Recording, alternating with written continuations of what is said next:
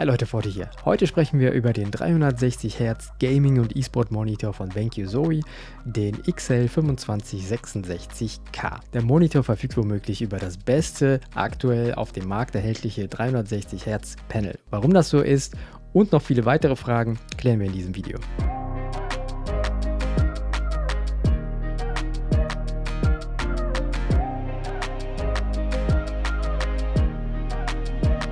Natürlich, im Jahr 2023 kann man sich berechtigterweise die Frage stellen, ein 360 Hz Monitor, ist das jetzt noch was Besonderes? Ist das was Neues? Nein, ist es definitiv nicht, sondern 360 Hz Monitore gibt es ja schon auf dem Markt seit 1-2 Jahren, definitiv. Und dann kommt so ein modernes oder neueres Modell eben von BenQ Zowie. Da kann man sich die Frage stellen, was ist jetzt das Besondere daran? Und dazu schauen wir uns mal dieses Video an.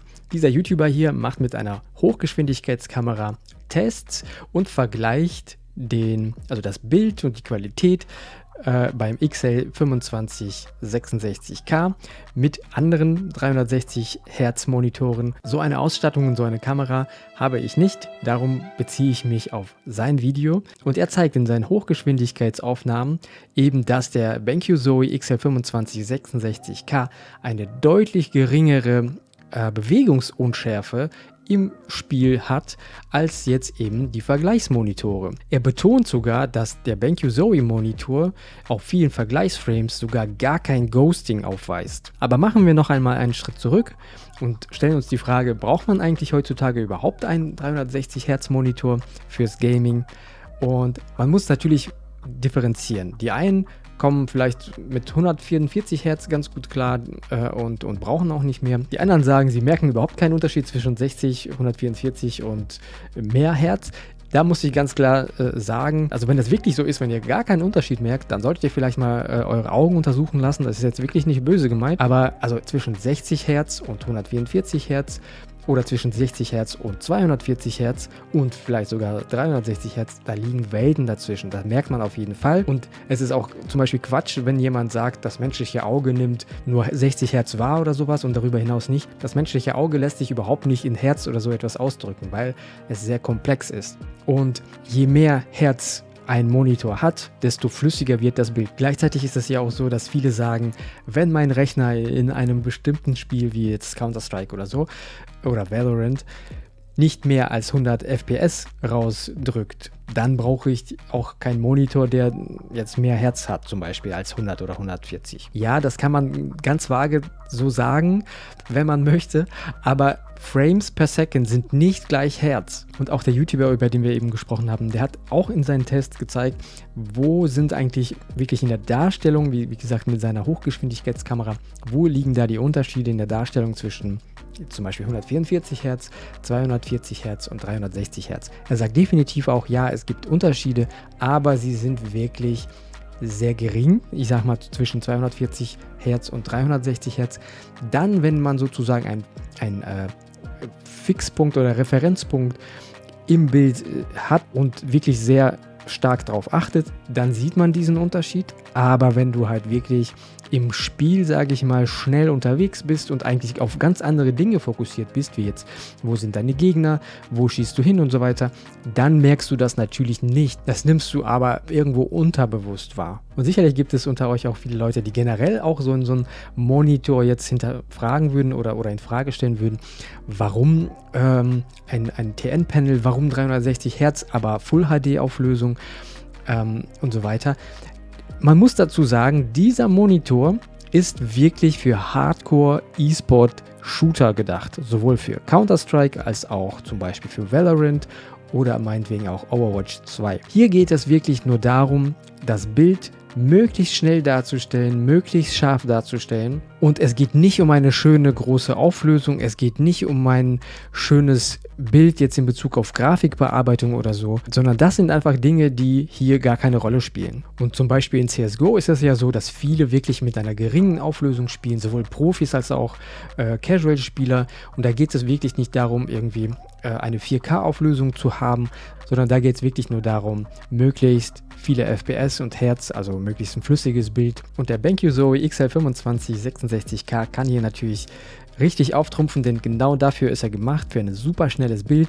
Vor allem mit der Overdrive-Funktion hier kann man richtig gute Werte erreichen. Da muss man natürlich darauf achten, dass es, wenn man es mit dem Overdrive ein bisschen übertreibt, kann das sogenannte Inverse Ghosting entstehen und da muss man einfach die Werte ausprobieren. Es gibt aber auch verschiedene Tipps, Videos bereits im Internet, wie man den Overdrive-Wert korrekt einstellt. Und außerdem hat unser Monitor hier von BenQ Zoe eine weitere Funktion zur Reduktion der Bewegungsunschärfe und das ist DiEC Plus. Und es gibt auch noch weitere Vorteile, die der XL25-66K bietet, und zwar ein sehr geringer Input-Lag, super klares Bild bei schnellen Bewegungen, Overdrive mit individuellen Einstellungen, wie ich eben gerade schon erwähnt hatte, und bietet sehr gute Ergonomie-Einstellungen, ist drehbar, kippbar, höhenverstellbar. BenQ Zoe hat eine richtig geile Funktion entwickelt, und zwar jeder Profispieler, der auch einen geeigneten Monitor hat,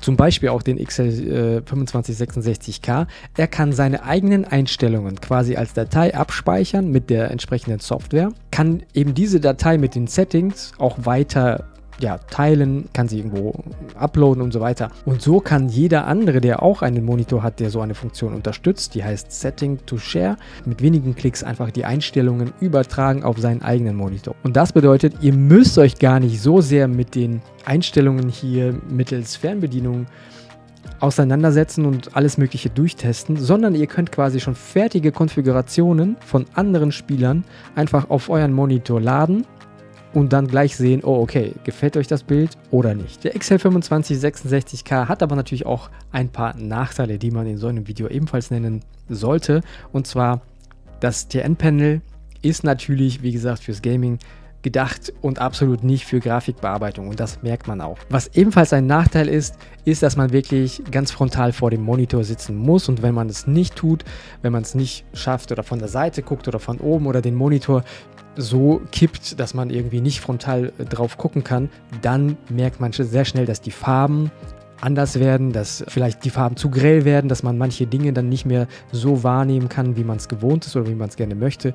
Also wirklich ganz frontal drauf gucken, dann sieht alles top aus. Es sollte natürlich auch gesagt werden, dass ein 360 Hertz Monitor eine gewisse Hardware benötigt. Also ein Low-Budget-PC, damit werdet ihr wahrscheinlich nicht auf eure Kosten kommen, beziehungsweise das Potenzial eines 360 Hertz Monitors nicht wirklich ausschöpfen. Und abschließend die Frage, lohnt sich jetzt zum Beispiel für euch die Anschaffung eines BenQ Zoe XL25-66K?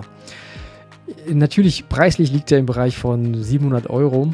Und ich sag mal, wenn ihr sowieso schon einen ordentlichen 240 Hertz Monitor habt, würde ich eben nicht mehr empfehlen, zumindest jetzt sofort auf so einen Monitor abzugraden. Und wie gesagt, wenn ihr sowieso viel andere Games spielt, wo es wirklich um Grafik und Optik geht, auch nicht, sondern wenn ihr wirklich Hardcore kompetitive Spiele spielt, wie Counter-Strike oder Valorant, und vielleicht noch nicht im Bereich von 240 Hertz unterwegs seid, sondern vielleicht irgendwo im Bereich von 140 Hertz, sage ich mal, 144 beispielsweise, dann kann man darüber nachdenken. Wenn man sowieso upgraden möchte, dann ist das auf jeden Fall etwas, womit ihr wirklich sehr gut fahren könnt, mit individuellen Einstellungen. Und vor allem jetzt, in Kürze kommt ja CS2 raus, und wäre das nicht absolut geil, die neuen verbesserten Grafikeffekte von Counter-Strike 2 mit einem neuen Monitor zu genießen? Dazu habe ich eine kleine Anekdote für euch. Ich habe den Monitor genau in dem Zeitraum bekommen, als die ganzen Infotrailer zu CS2 rauskamen. Ich habe sie mir alle angeschaut und war total hyped, wie gut die Grafik aussieht. Danach habe ich ein älteres Video von mir selber angeschaut und dachte so, oha, das sieht aber auch aus wie CS2 auf der Source 2 Engine. Das konnte natürlich nicht sein, sondern es lag einfach nur an dem neuen BenQ Zoe Monitor, der alles wirklich super klar und scharf darstellt. Richtig geil. Ja, jetzt haben wir viel gesprochen über den BenQ Zoe XL25-66K. Super schwieriger Name, wenn man den häufiger im Video aussprechen muss, aber also ich persönlich bin absolut happy, diesen Monitor zu besitzen. Wie gesagt, er hat herausragende Eigenschaften für E-Sport-Spiele. Es liegt natürlich auf der Hand, dass er nicht für jeden Gamer direkt geeignet ist, sondern natürlich nur für spezielle Anwendungsbereiche, sage ich mal. Dennoch hat er definitiv eine Daseinsberechtigung und ja, wie gesagt, absolut happy damit. Ich hoffe, das Video hat euch gefallen. Daumen unbedingt nach oben. Vielen Dank fürs Zuschauen. Haut rein und bis denn.